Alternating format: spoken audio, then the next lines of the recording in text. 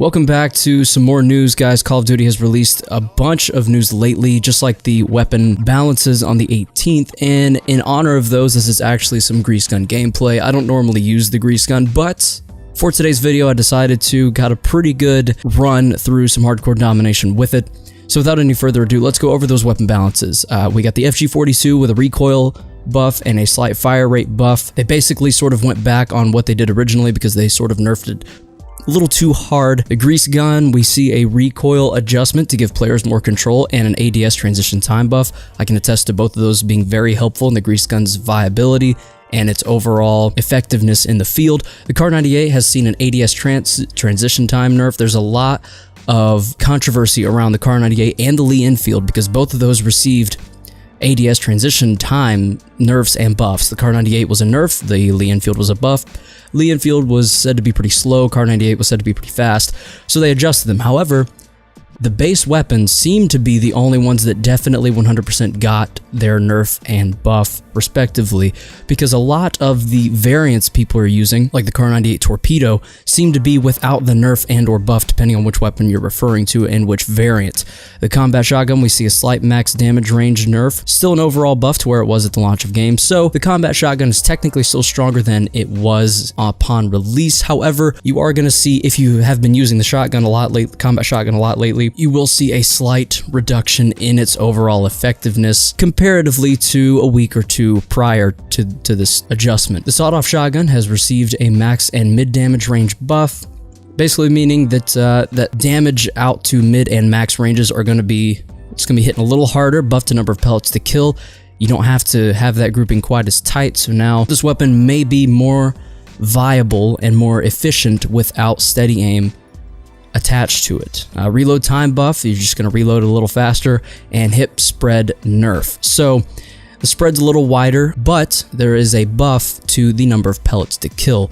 So that kind of balances itself out a little bit. They've also moved some things on the map. It says move defensive start spawns in Search and Destroy on St. Marie du Mont. That probably means something to you if you play Search and Destroy. I don't. It also says they moved the capture the flag positions back on London docks. So a lot of changes that came on the 18th. And with that, a lot of the play styles have changed. The FG42 is probably going to be back in rotation a lot. The grease gun will be something you start to see a lot more.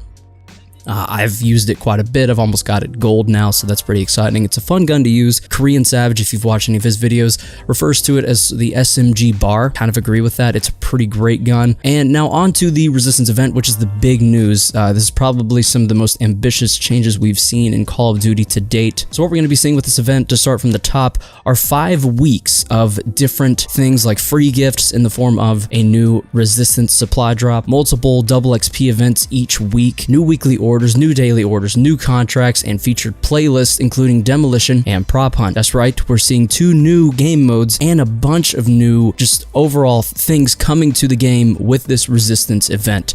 And this is sort of to lead off 8 days prior to the Resistance DLC 1 being dropped on PlayStation 4 first, and Xbox One, I believe, will receive it a month later. So the Resistance event, like I said, is going to be those first 5 weeks. That'll be cycling through on screen.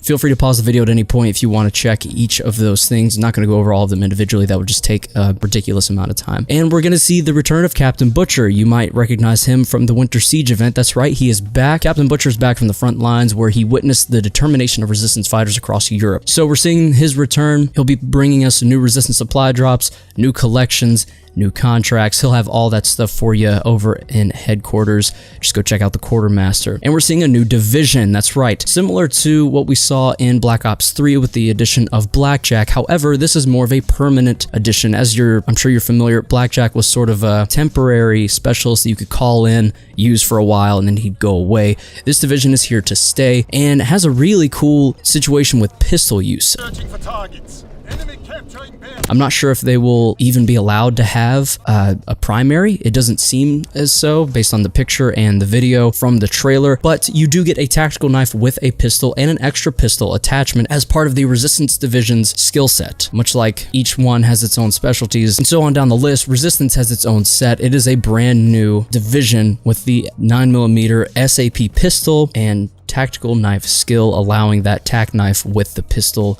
as you've probably seen a lot in Modern Warfare 2. This begs the question, is this going to be the return of the Commando Pro lunge? Because if you ask me, it doesn't seem that this is very effective at all. So I'm wondering if tactical knife skill will bring back some kind of lunging mechanic that we saw with Commando, maybe slightly nerfed or less extreme. So it's not so much of a vampire lunge as it is a slight, we'll say, range of detection to where, I don't know, we'll see what happens. I don't see this being an effective weapon system within the game based on the way it is now. The time to kill is just really quick. So maybe they'll have some way of working around it to let the Resistance Division be slightly more viable than it seems that it will be now. Moving on to the featured game mode of Prop Hunt. Now I do want to point out two things. One, Prop Hunt is going to be so awesome in this game. I'm so excited. Prop Hunt was one of my favorite modes in Modern Warfare Remastered. I've got like 3 or 4 different videos on that on my channel, but it does also say that in a fun spin just for this event, you can put your skills to the test in the Prop Hunt game mode, where players on one team must disguise themselves as everyday items strewn throughout the war zone. And again, at the bottom it says, as a party mode, we hope you'll enjoy taking a break from the core modes and try Prop Hunt during this limited time event playlist. So unfortunately, it looks like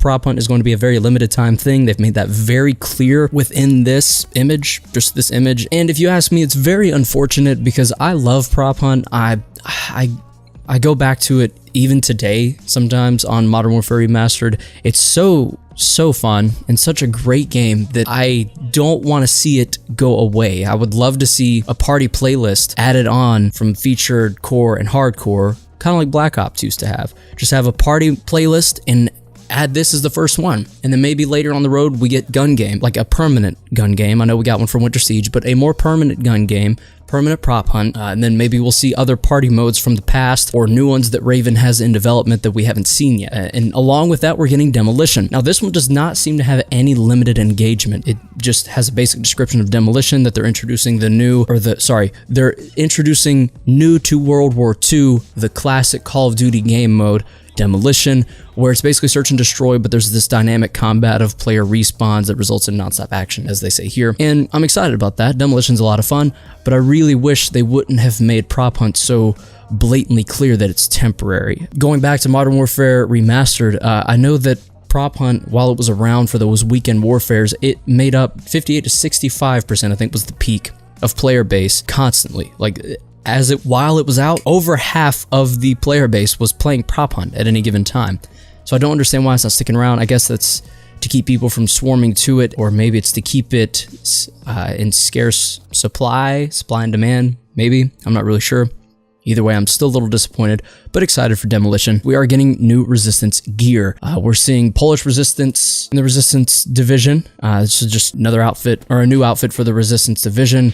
French Resistance for the airborne divisions. We're seeing 2 different outfits for those. I guess that's male and female, or it could be 2 completely different outfits. They look different but similar, so we'll just have to see. Could be male, female variants, or it could be 2 different outfits. And then we're seeing Soviet Resistance for infantry division. Mountain and armor don't seem to be getting much love at all in this update period, actually, because we're not seeing any new gear, at least not right now at the front of things, in the form of gear such as outfits or weapons, because the new weapons are the Orso, the Volkssturmgewehr, and the combat knife. So I think the combat knife is going to be that tactical knife that we see under the pistol with the Resistance Division, as made clear in the trailer. But for the Orso, that's going to be actually an SMG. The Volkssturmgewehr is not an assault rifle, a rifle, as it is described in World War II. And it kind of seems to be a Gewehr STG, I don't even know, crossbreed of some kind. I mean, in the trailer, Captain Butcher mentions that if it looks like it's built from spare parts or scrap, it's because it is, or something along those lines. And I mean, it looks like a really cool weapon. I'm not sure how efficient or good it'll be. Like, they could make it intentionally not that great because it's built from scrap parts. And then, like I said, the combat knife. Looks like we're going to be seeing a lot coming with this. This is probably the biggest event we've seen in World War II yet. This is probably the biggest event we've seen in Call of Duty.